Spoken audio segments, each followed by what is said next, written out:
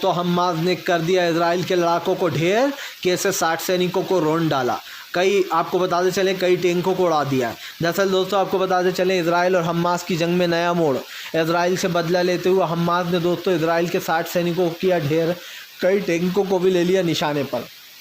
दरअसल सबसे बड़ी बात यहाँ पर ये दोस्तों कि एक फैक्ट बदल चुका है। इजराइल और हमास की जंग में दोस्तों अब नया मोड़ आ चुका है, लेकिन इसका सबसे बड़ा कारण भी यही रहा है दोस्तों कि फ़िलहाल हार जीत के इस मायने में अब काफ़ी जो है यहाँ पर बदलाव हो गया है। लेकिन आपने एक चीज़ पर ध्यान नहीं दिया होगा, इस मामले का सबसे बड़ा फैक्ट क्या रहा दोस्तों, वो यही है कि फ़िलहाल इन जगहों पर जो है बुरी तरीके से इजराइल ढेर हो चुका है। हमास के आगे इजराइल की एक नहीं चल रही है, और इसका सबसे बड़ा कारण भी यही है दोस्तों कि हमास और इजराइल की जंग में पूरी तरीके से जो है यहाँ पर कहीं पिछड़ता हुआ नज़र आ रहा है इजराइल। इजराइल को ये समझ जाना चाहिए कि अब वो हमास के सामने टिक नहीं पाएगा, क्योंकि ईरान ने चेतावनी दी है। ईरान ने साफ चेतावनी दी है कि वो हमास को अपने पूरे हथियार दे देगा, एक एक हथियार देना पड़े भले ही, लेकिन वो गाज़ा को जाने नहीं देगा किसी भी हाल में। सिंपल सी बात ये है दोस्तों कि हथियारों से हमास की मदद करेगा इजराइल। ईरान ने साफ कहा है कि अगर पूरे हथियार भी देना पड़े तो वो दे देगा। और कहीं ना कहीं ईरान शुरू से दोस्तों इस लड़ाई में हमास का साथ दे रहा है, क्योंकि उसे पता है कि फ़िलहाल गाज़ा पट्टी पर कब्ज़ा करने की फ़िराक में है नेतन्याहू। इसीलिए इस बात को बार बार नेतन्याहू को समझाया भी जाता है कि गाज़ा पर जो है यहाँ पर कब्ज़ा करने का सपना वो छोड़ दें। अमेरिका ने खुद बार बार चेताया, लेकिन एक चीज़ तो साफ़ हो चुकी है कि यहाँ पर अब मामला बढ़ने वाला है, क्योंकि आपको बताते चलें इस लड़ाई का जो गेम है वो कुछ थोड़ा चेंज हो चुका है। ख़ास करके आप भी देख रहे हैं ये तमाम नीतियाँ जो है वो इस तरीके से फेल होती हुई नज़र आ रही हैं इजराइल की, क्योंकि दोस्तों गाज़ा पट्टी में इजराइल का बुरा हाल हो चुका है। और इस चुनाव में जो है यहाँ पर एक चीज़ हमें देखने को मिली दोस्तों, इस लड़ाई में, कि फ़िलहाल गाज़ा पट्टी पर कब्ज़ा करने के बाद अब जो है ख़ास कर दूसरी जगहों पर भी इजराइल नज़र डाल रहा है। मतलब उसकी नज़र जो है अब दूसरे जगहों पर भी है कि वो वहाँ पर भी कब्ज़ा कर लेगा।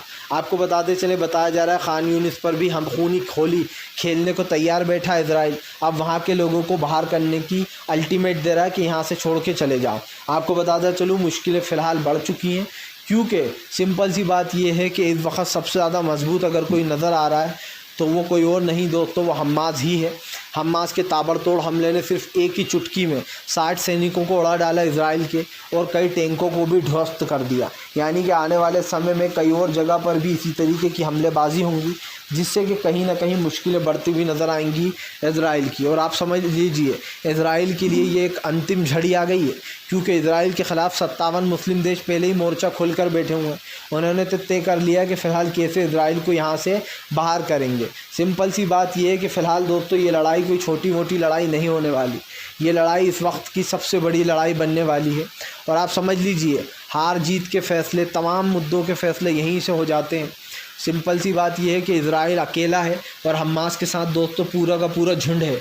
और समझ लीजिए दोस्तों इस वक्त कहीं ना कहीं इजराइल पर भारी पड़ सकते हैं ये तमाम देश। अगर एकजुट होकर इन्होंने हमला कर दिया ना, तो इजराइल को एक दिन लगेगा दोस्तों मिटने में, आप समझिए। लेकिन हालांकि ये लोग ऐसा कर नहीं रहे, क्योंकि वो ख़ुद भी चाहते हैं कि शांति से मामला सुलझ जाए। और मुझे भी ऐसा लगता है कि इस मामले को दोस्तों शांति से सुलझाना चाहिए, लेकिन शायद कुछ भी समझ में नहीं आने वाला दोस्तों इसको, इजराइल को। क्योंकि इजराइल जो हरकतें कर रहा है उसके बाद तो मैं एक चीज़ से तो श्योर हो चुका हूँ कि फ़िलहाल इजराइल का सिर्फ एक ही मकसद है दोस्तों, गाज़ा पट्टी पर कब्ज़ा करना और तमाम चीज़ों पर। लेकिन वो ये बात भूल गया कि फ़िलहाल इसका एक बहुत बड़ा फैक्ट भी है दोस्तों, जो असर उसे देखने को मिलेगा आने वाले समय में। तो ये कहना गलत नहीं होगा कि फ़िलहाल अब इस चीज़ का एक बहुत बड़ा फैक्ट हमारे सामने आ चुका है। ख़ास कर दोस्तों यहाँ पर तो समझना इस बात को बहुत ज़रूरी हो गया है। लेकिन इजराइल और हमास की जंग में कौन आगे है कौन पीछे है, इस बात का अनुभव बहुत जल्दी मिल ही जाएगा। क्योंकि सिंपल सी बात ये दोस्तों कि इन तमाम देशों में कहीं ना कहीं, दोनों देशों में जब से लड़ाई छिड़ी है तो इसका असर तमाम देशों पर पड़ रहा है, क्योंकि अर्थव्यवस्था तो हर जगह की चौपट हो रही है। जाहिर सी बात है इस जगह पर जो झगड़े हो रहे हैं उसको रोकना चाहिए, लेकिन मुझे नहीं लगता दोस्तों कि इन जगहों से या फिर झगड़े इतनी जल्दी रुकने वाला है। क्योंकि जिस तरीके से इजराइल ने झगड़ा शुरू किया है दोबारा से सीज़ फायर तोड़कर, उससे एक चीज़ तो साबित हो गई थी कि फ़िलहाल आने वाले समय में ये लड़ाई बढ़ने वाली है, ख़ुद हमास और इजराइल की तरफ से ही। अब ये देखना होगा कि आखिरकार ये जंग रुकेगी कब, क्योंकि ना ही अभी हमने देखा यूक्रेन और जो यहाँ पर रूस का भी युद्ध शुरू ही है, आज तक ख़त्म नहीं हुआ, तब से ही दोनों हमलों पे लगे हुए हैं। अब ये कहीं ना कहीं निकल कर सामने आई है बात, जहाँ पर ये तो साफ़ हो चुका है कि फ़िलहाल इस नरसंहार को रुक जाना चाहिए। फ़िलहाल दोस्तों आपकी इसमें क्या राय है, आप क्या चाहते हैं, ज़रूर कमेंट बॉक्स में बताइए। वीडियो अच्छा लगे तो कृपया लाइक भी करें।